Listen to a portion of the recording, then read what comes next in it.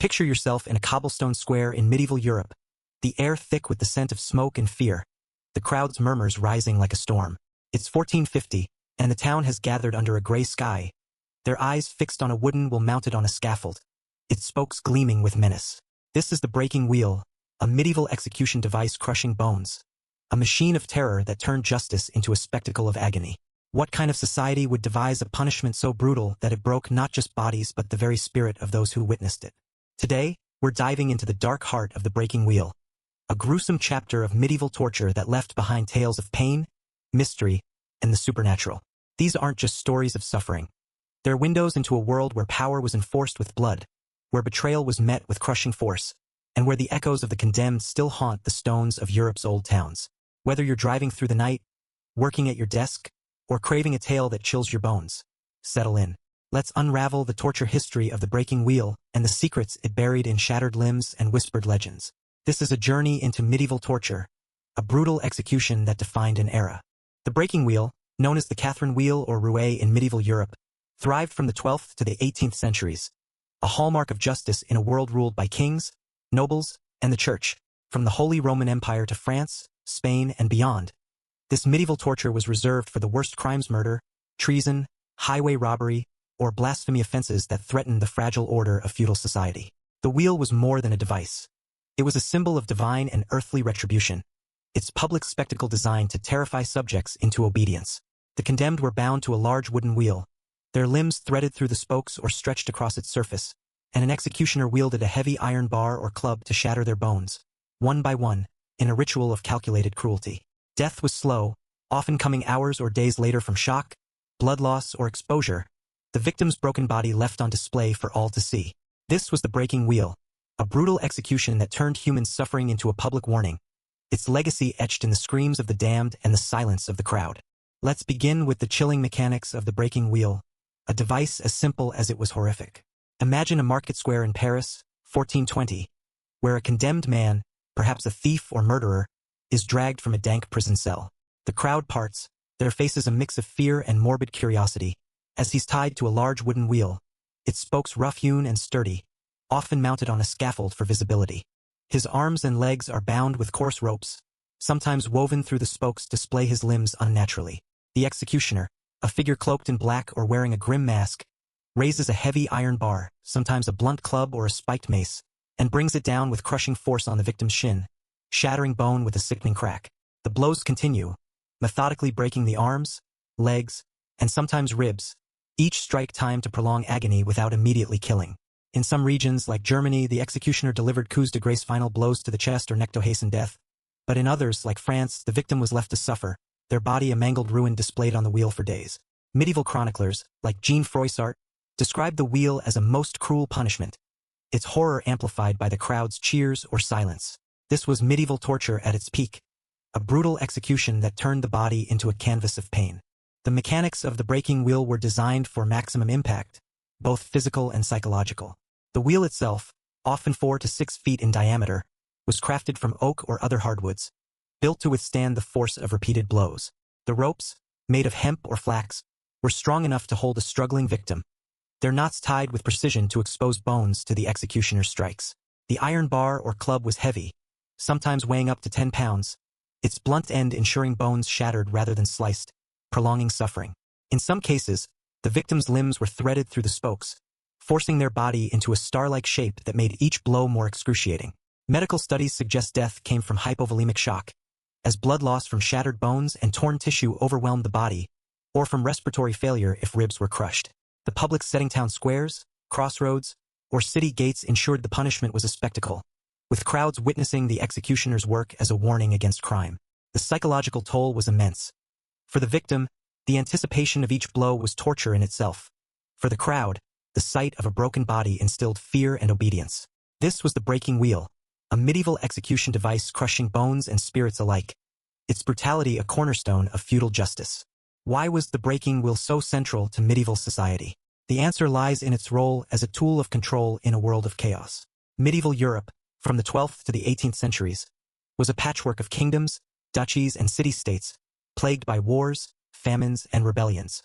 The church held immense power, framing crime as sin, while secular lords enforced order through fear. The breaking wheel was a perfect synthesis of these forces. Its public nature deterred crime, its brutality satisfied demands for retribution, and its religious undertones often tied to Saint Catherine of Alexandria, whose martyrdom inspired the wheel's namecast it as divine justice. The wheel was reserved for heinous crimes, like the murder of a noble or robbery on the king's roads, signaling that any threat to the social order would be crushed with unrelenting force. Its display of broken bodies, left on the wheel for days or weeks, served as a grim reminder of the consequences of defiance. This was medieval torture that shaped a society ruled by fear, a brutal execution that reinforced the power of kings and priests in a turbulent age. Let's explore a specific story that brings the breaking wheel to life.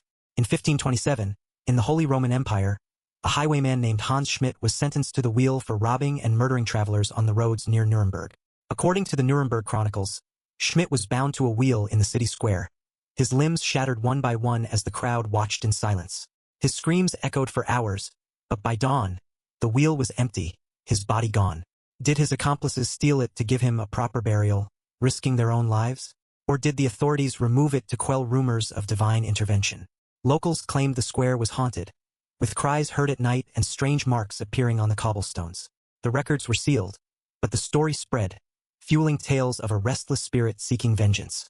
This mystery of the breaking wheel, blending medieval torture with the supernatural, shows its power to spark legends that outlive the condemned, a grim testament to its horror. Let's dive deeper into the mechanics of the breaking wheel to understand its cruelty. The wheel was often elevated on a scaffold, ensuring visibility from all angles, its spokes designed to hold the victim's limbs in place during the blows. The executioner's tools varied by region. In France, a heavy club was common, while in Germany, an iron bar or spiked mace added extra brutality. The blows were delivered in a specific order: legs first, then arms, sometimes ribs or pelvis to prolong suffering without immediately killing. In some cases, the victim was woven into the wheel, their limbs threaded through the spokes to create a grotesque display, each blow twisting their body further. The executioner, often a local outcast paid for his grim work, was skilled in timing the strikes to avoid vital organs, ensuring the victim survived long enough to maximize the spectacle. If mercy was granted, a coup de grace to the heart or throat ended the torment. Otherwise, the victim lingered, exposed to the elements, their body ravaged by pain and infection. The wheel was sometimes left on display, the corpse pecked by birds or rotting in the sun, a lasting warning to others. This was the breaking wheel, a medieval execution device crushing bones with surgical precision, its horror a public ritual of terror. Let's examine the societal context of the breaking wheel. Medieval Europe was a world of rigid hierarchies, with kings, nobles, and clergy ruling over peasants and serfs. Crime, especially against the elite, was seen as a challenge to both earthly and divine order. The breaking wheel was a response to this threat, its brutality reserved for crimes that destabilized society: murder, treason, or highway robbery that disrupted trade routes. The church played a key role, often overseeing executions to frame them as divine punishment for sin. Chronicles from the period, like those of Froissart or the Annals Ecclesiastici, describe executions as public events, attended by all classes, from peasants to nobles, reinforcing the social order. The wheel's public nature made it a tool of psychological warfare, its horror embedding fear in the hearts of onlookers. Yet it also sparked resistance. Rebels and outlaws, inspired by tales of the condemned, sometimes defied the authorities, turning the wheel into a symbol of oppression. This was medieval torture that both upheld and challenged the feudal system, a brutal execution that shaped a society ruled by fear and faith. Let's dive into another story, this one from 1483 in France, during the reign of Louis XI. A woman named Jeanne de Montaigne, accused of poisoning her lord, was sentenced to the breaking wheel in a Paris square. The chronicler Enguerrand de Montstrelet records that her limbs were shattered as the crowd wept, her crime seen as a betrayal of feudal loyalty.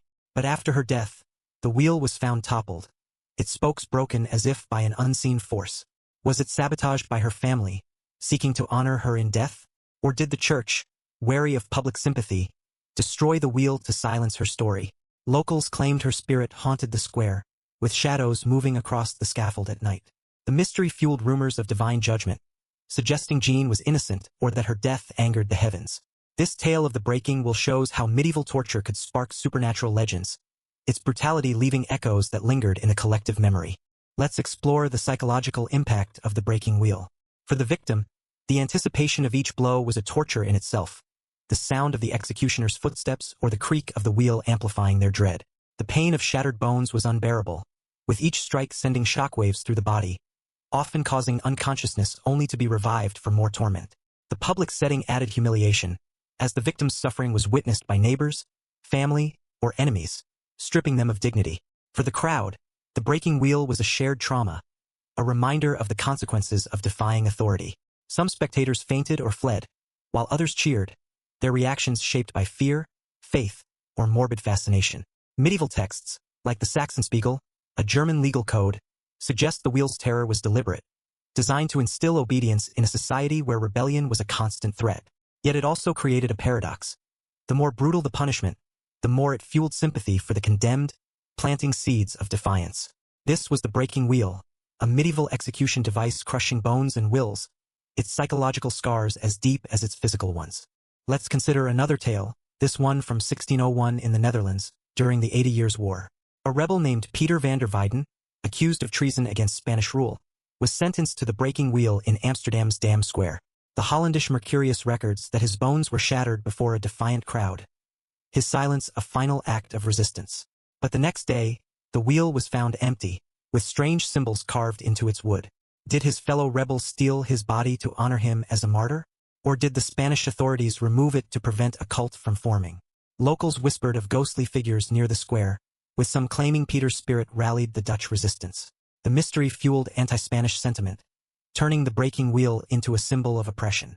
This story highlights how medieval torture could backfire, its brutality inspiring rebellion rather than submission. A dark thread in the tapestry of the breaking wheel's history. Let's examine the tools and executioners of the breaking wheel. The wheel itself was a masterpiece of grim simplicity, crafted from oak or ash, its spokes thick enough to hold a human body under strain. The ropes, often hemp, were knotted tightly to prevent movement, sometimes cutting into the skin before the blows began. The executioner's tools, iron bars, clubs, or spiked mace, were chosen for their weight and durability, capable of shattering bone with a single strike. Executioners were often outcasts, shunned by society yet essential to its justice system, their faces hidden by hoods or masks to shield them from retribution. They were skilled in anatomy, knowing where to strike to prolong suffering or hasten death, depending on the sentence. In some regions, like Bavaria, the executioner was accompanied by a priest, who offered prayers or last rites, framing the punishment as a path to redemption. These tools and figures were not just instruments of death. They were symbols of medieval order, turning the breaking wheel into a ritual of power and fear. This was medieval torture at its most calculated, a brutal execution that left nothing to chance. Let's dive into another mystery, this one from 1415 in Bohemia, during the Hussite Wars. A Hussite rebel named Jan Zalewski was sentenced to the breaking wheel for inciting rebellion against the church. The Chronic in Bohemia records that his bones were shattered in Prague's Old Town Square, his defiance unbroken even as he died. But the wheel was later found overturned, its ropes cut, and Jan's body missing. Was it stolen by his followers, who saw him as a martyr for reform? Or did the authorities dispose of it to prevent his grave from becoming a shrine? Locals reported strange lights in the square, with whispers of Jan's spirit preaching to the night. The mystery fueled the Hussite cause, turning the breaking wheel into a rallying cry for rebellion. This tale shows how medieval torture could ignite resistance, its brutality creating legends that challenged the status quo. Let's explore the religious significance of the breaking wheel. The wheel was often linked to St. Catherine of Alexandria, a Christian martyr said to have been sentenced to a spiked wheel in the 4th century, only for it to break miraculously. This connection gave the breaking wheel a sacred aura, framing it as divine justice for sins like blasphemy or heresy. Priests often attended executions, chanting prayers or sprinkling holy water to align the punishment with God's will. Yet this religious framing created a paradox. If the wheel was divine, why did it inspire such horror? Some medieval theologians, like Thomas Aquinas, argued that cruel punishments were necessary to deter sin, but others, like the mystic Hildegard of Bingen, warned that excessive cruelty risked divine wrath. This tension between justice and cruelty made the breaking wheel a complex ritual, its legacy a blend of faith, fear, and moral ambiguity. This was medieval torture that blurred the line between the sacred and the profane, a brutal execution that spoke to both God and man. Let's consider another story, this one from 1556 in Spain, during the height of the Inquisition. A heretic named Diego de Rojas, accused of Protestant sympathies, was sentenced to the breaking wheel in Seville's Plaza Mayor. The Acta Sanctorum notes that his bones were shattered before a fervent crowd, his cries drowned by chants of faith. But the next morning, the wheel was found covered in blood-red flowers, untouched by decay. Were they planted by sympathizers to honor Diego's defiance? Or did the Inquisition stage the scene to claim divine approval? Locals claimed the square was haunted, with the scent of flowers lingering at dusk. The mystery bolstered the Inquisition's power but also fueled whispers of martyrdom, showing how the breaking wheel could serve both oppressors and the oppressed in the complex dance of medieval torture. Let's examine the political role of the breaking wheel. In medieval Europe, power was fragile, with kings and lords constantly facing rebellions, banditry, or challenges from rival nobles. The breaking wheel was a political tool, its public spectacle designed to crush dissent and reinforce feudal hierarchies. By targeting high-profile criminal highwaymen, traitors, or rebels, the wheel signaled that no one was above the law, whether peasant or noble. Yet its brutality often backfired, as crowds sympathized with the condemned, especially those seen as victims of unjust rulers. Chronicles like the Gesta Treverorum describe executions that sparked riots, with townsfolk attacking scaffolds or hiding the bodies of the condemned. This dynamic made the breaking wheel a double-edged sword, upholding order while sowing seeds of rebellion. This was medieval torture that shaped the political landscape, a brutal execution that both strengthened and undermined authority. Let's dive into one final tale, this one from 1720 in Sweden, near the end of the breaking wheel's use. A pirate named Lars Eriksson, convicted of raiding merchant ships, was sentenced to the wheel in Stockholm's main square. The Stockholm Post records that his bones were shattered as a storm brewed overhead, his screams mingling with thunder. But the next day, the wheel was found intact, with no trace of Lars's body, only a single broken rope. Did his crew rescue him under cover of the storm? Or did the authorities remove his body to prevent a pirate legend? Locals claimed the square was cursed, with sailors reporting ghostly cries on the Baltic Sea. This mystery, one of the last tied to the breaking wheel, shows how medieval torture could spark tales that lingered into the modern age, its brutality echoing through history. Let's reflect on the cultural impact of the breaking wheel. Beyond its role in justice, the wheel shaped medieval art, literature, and folklore. Paintings and woodcuts depicted its horror, from Bosch's nightmarish visions to anonymous broadsheets sold at executions. Ballads mourned the condemned, turning them into folk heroes, while sermons used the wheel to warn of sin's consequences. Yet the wheel also inspired fear, with townsfolk avoiding execution sites, believing them cursed. This cultural legacy made the breaking wheel a symbol of medieval Europe's obsession with order and punishment, its horror woven into the fabric of society. This was medieval torture that transcended the scaffold, a brutal execution that left a mark on the collective imagination. As we weave through these tales, it's clear that the breaking wheel was more than a device. It was a statement of power, fear, and faith. Its mechanics turned bones to dust, its spectacles crushed rebellion, and its mysteries vanished bodies, haunted squares, divine omens revealed its limits. Why such cruelty? Was it justice, control, or a desperate bid to maintain order in a chaotic world? The breaking wheel, a medieval execution device crushing bones, was a mirror of humanity's darkest impulses, its echoes still chilling us. Now, as we close this journey, what does the breaking wheel tell us about medieval Europe? It reveals a world of faith and fear, where rulers wielded pain to enforce order, yet faced defiance in the shadows. It shows us a society that balanced justice with cruelty, leaving behind legends of the condemned. The breaking wheel was a story, a warning, a mystery that shaped an era. If this dive into the torture history of the breaking wheel gripped you, hit that subscribe button, ring the bell, and share your thoughts below. What's the most chilling aspect of this brutal execution? Was medieval society cruel or merely a product of its time? Check our next video on the dark tortures of ancient Persia, where nature became a weapon. Stay curious, stay brave, and let the stories of history haunt your dreams.